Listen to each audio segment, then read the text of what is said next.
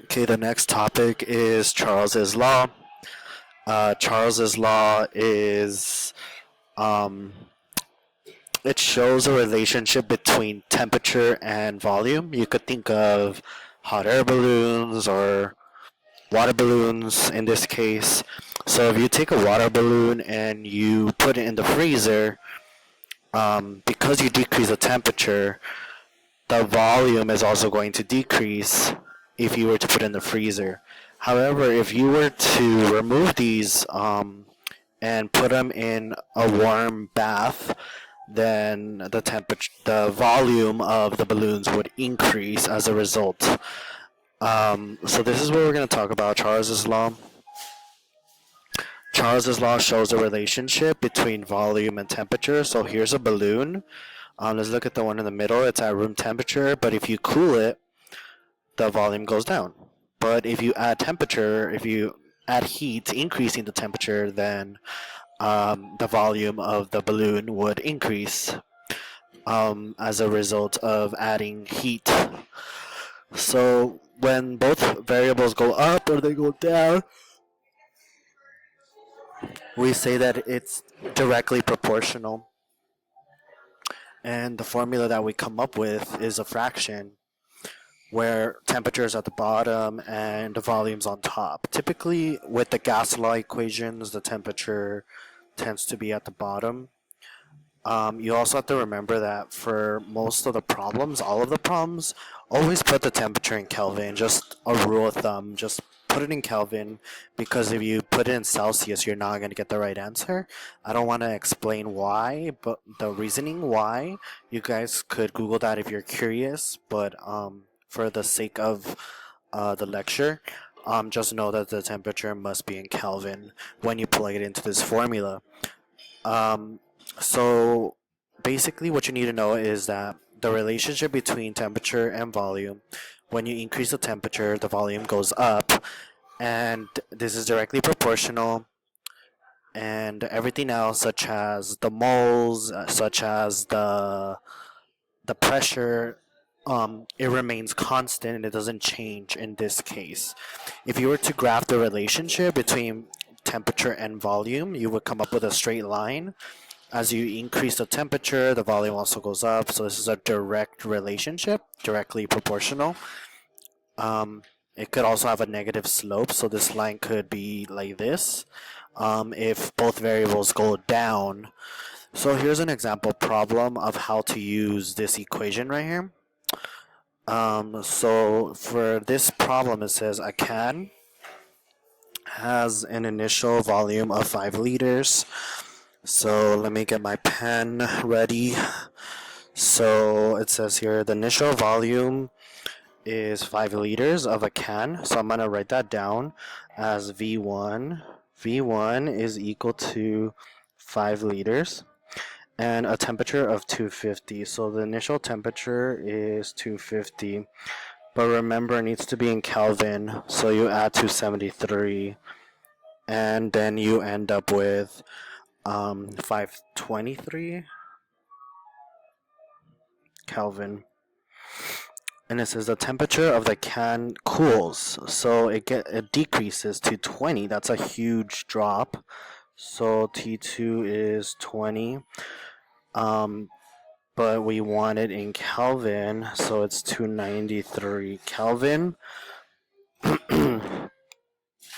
And it says what is the final volume of the can. So what is V2? Okay. As we could tell, if the temperature goes down, so if the temperature goes down, we know that the volume is going to go down as well. So the volume should be less than 5 liters. So it should be less than 5 liters. We'll see what it really is once we do the math. So according to our equation, V1 over T1 is equal to V2 over T2. That's the equation. We're going to solve for V2.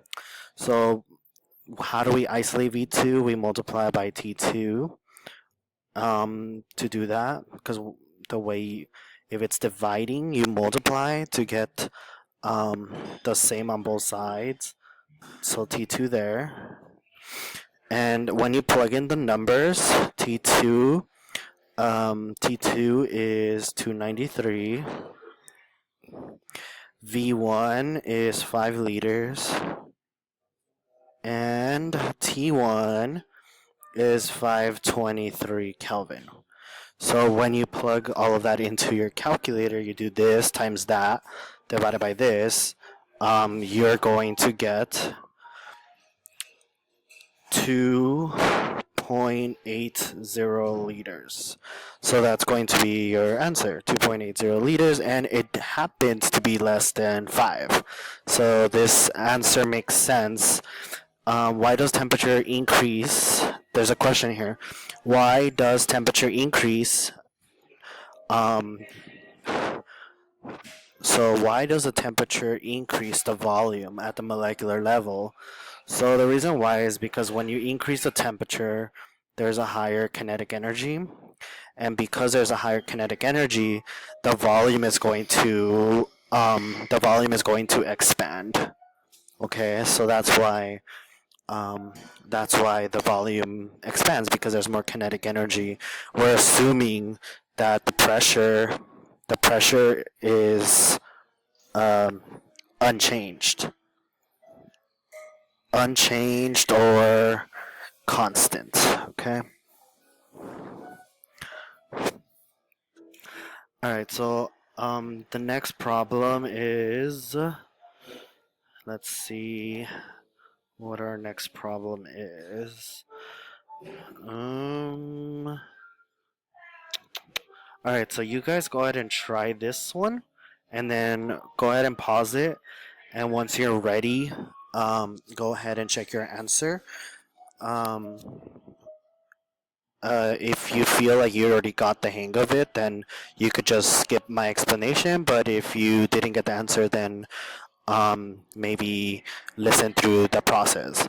So the answer that you should have gotten for this one, let me see. Let me see what that one is. So the answer for this one, let's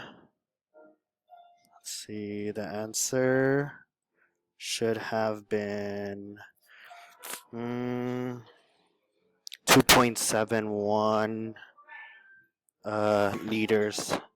So if you didn't get that, then go ahead and look at how I did it. So it says 2.5 liter balloon at 25 degrees Celsius increases. So what that implies is that the initial volume was 2.5. Oh geez, the pen. So the initial volume was 2.5 liters, and the initial temperature was 25 degrees Celsius. But you also have to consider that it needs to be in Kelvin. And it says, what is the new volume of the balloon? So what is V2 if the temperature increases to 45 degrees Celsius? However, we have to add 273 to convert it into Kelvin, and we end up getting 318 Kelvin. Now we use our formula. V1 over T1 equals V2 over T2, and we're going to solve for V2, and you multiply by T2 on both sides, and when you plug that in, T2 is 318, and V1 is 2.5 liters. You divide that by T1, which is 298. And when you do the math, you end up getting your answer in liters, and you should have gotten 2.71 liters. Okay, so the next problem is it's not a problem, it's more of a demo.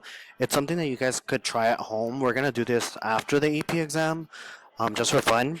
But basically what you do is you take a can, and with the can you're gonna add about 30 mils of water. Just add a little bit of water.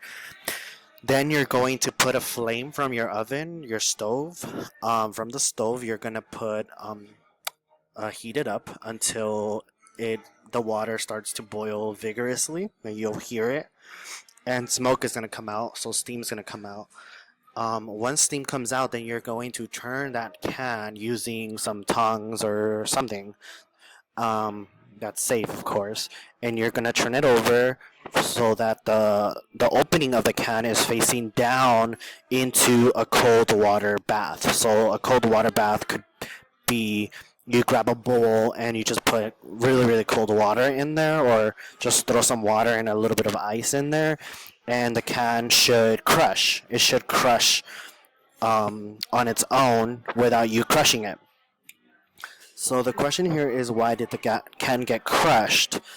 And I want you guys to read through this explanation. When you heated up the can, um, so let me get my pen out. So when you had your can, let's say this is your can, you ended up adding heat to the can. That caused all the air particles to leave the can. So inside the can, because there's less gas particles inside, that means that the pressure decreases inside the can, meaning that the outside pressure is going to increase. So the pressure on the outside of the can is going to increase compared to the pressure on the inside. And because of that, the pressure on the outside is so much greater that it's going to crush the can, and essentially the can gets crushed. It gets crushed on its own because of this drop in temperature. So here's the explanation. The air pressure outside the can is greater, causing the can to compress.